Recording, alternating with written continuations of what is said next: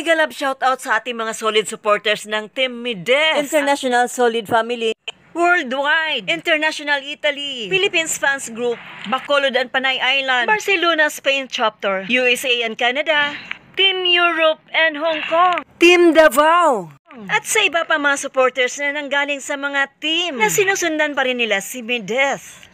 Siyempre sa ating mga Team Jomcar dyan, Edsy, Sid, Rose, Rara, Erica, Rochelle, and Jedith, and Team Kapobre. And siyempre calling the attention of Teachers Group dyan. Isang mapagpalang araw sa inyo lahat, sang sulok man kayo ng mundo naroroon. At syempre, Laguna, Cotabato, Cebu, Southern Leyte o Tacloban, and Saudi.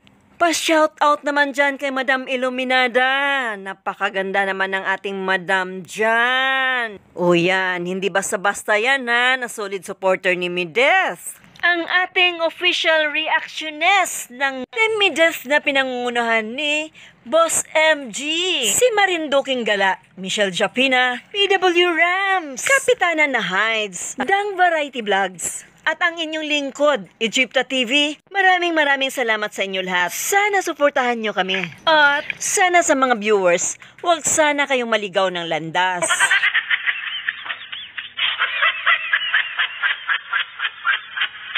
Dahil sa pagpunta ni Mides sa Hong Kong, everybody's eyes are on her. Especially sa mga maliliit na bagay without thinking and further analyzation. Most especially sa mga bangaw dyan. Pwede ba?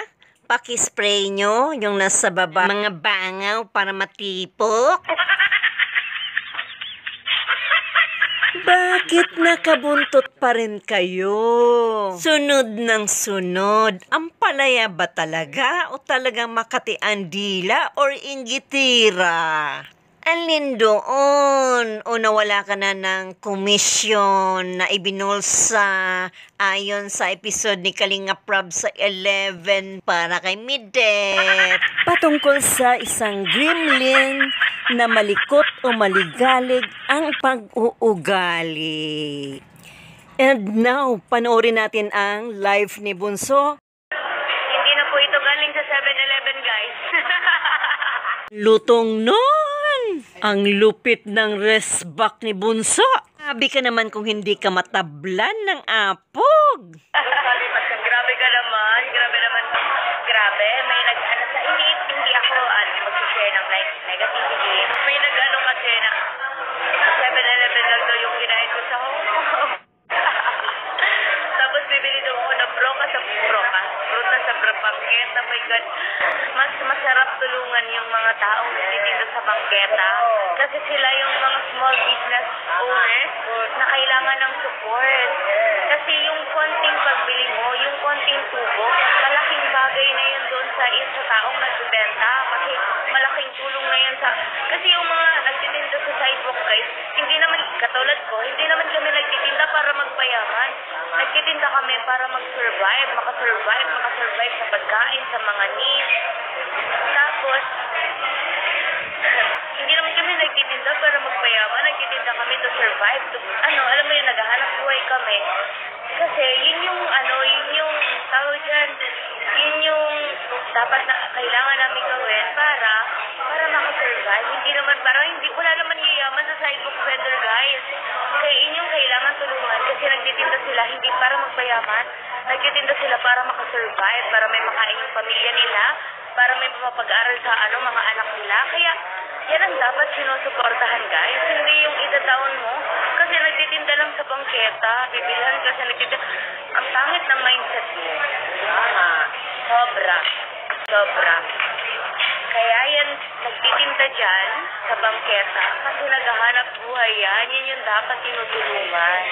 Kasi yung kakarampot, nakikitain nila sa pagbili mo, malaking tulong na yon.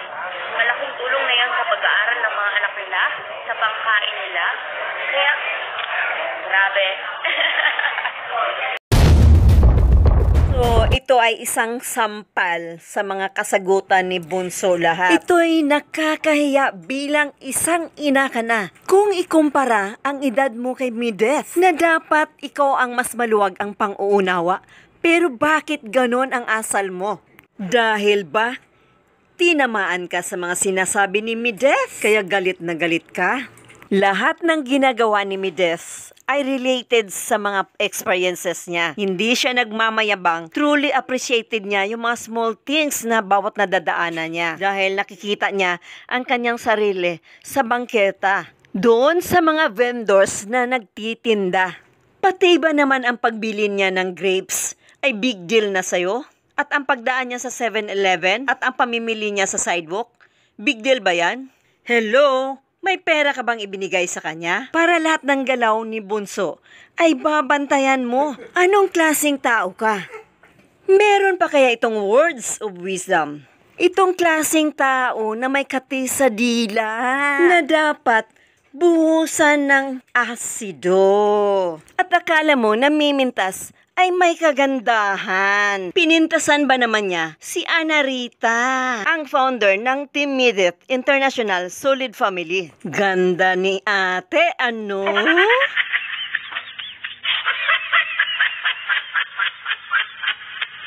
Pag mamintas ka ng tao, see to it na napakaganda mo na.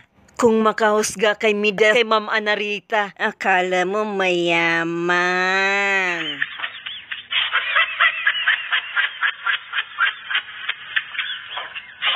Ang hirap talaga pag kulang sa pagmamahal at kulang sa kalinga at walang jeje. Siya pala yung babaeng tinutukoy sa episode 11 ni Mideth. Kaya pala galit na galit siya kay Mideth ay naging sensational pala siya sa pagkawala ng pera. Dun sa episode 11. Sobrang galit ang nananaig sa kanyang puso. Laban sa ating bunso. Baka gusto ring sumikat at inggit kay Mideth sa pagiging sikat. Pati ba naman pagkain? Binabantayan. At nag-advise pa. Noodles daw sikat masyado. Pinapakita pa niya kumain siya ng noodles kasi nga daw sosyal. Pero ayaw ng amo niya dahil papangit daw siya.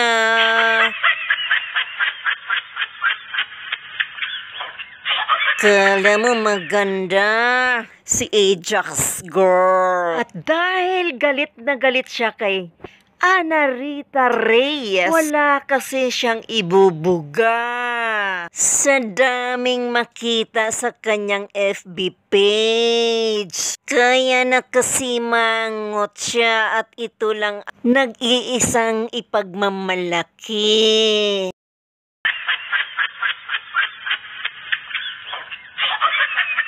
Kaya siguro panay patutsada niya kay Bunso dahil wala siyang kausap at kaharap lagi na lang siya naghuhugas. Pero kitang-kita naman na hindi naman siya galing mayaman. Kaya wag na siyang mamintas, no? Dahil marami ako nasisilip sa Facebook niya.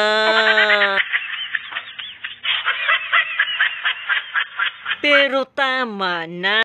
Kasi hindi naman ako katulad niya na pintasira.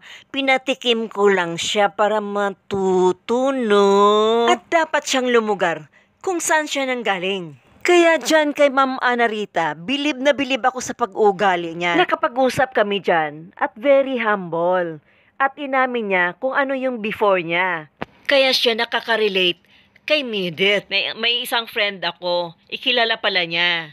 Kaya sabi ko, oy, friend ko yun, sinasabi, imuntik pa nga raw siyang pumasok bilang doon, empleyado. Pero hindi raw siya natuloy. Dahil doon siya sa iba napunta. Kasi yung friend ko, napakalaki ng katawan, parang boksingero. Lagi kami naglalaro ng badminton nun eh. Kaya natakot siguro si Ma'am Ana Rita. Maraming vapor. Yung maliliit na vapor, palaisdaan kasi yung business nun sa Navutas. Pero happy ako kay Ma'am Ana Rita ha, kasi bihira yung taong maglalahad ng humble beginnings nila. And look what she is now. Napaka-successful niya sa ibang country. Kaya dapat saluduhan natin si Ma'am Ana Rita Reyes na napaka-humble. Pero huwag kayong maligaw ha. Baka matulad kayo ni tatay na nabatukan o pinaamoy. Si Tatang Idol, nanood siya, oh. Tontuwa siya, oh. Lumating yung mata.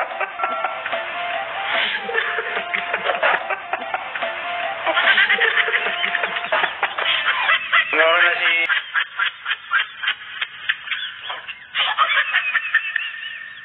Ayan, nahuli ka tuloy ni nanay. Minaamoy sa'yo.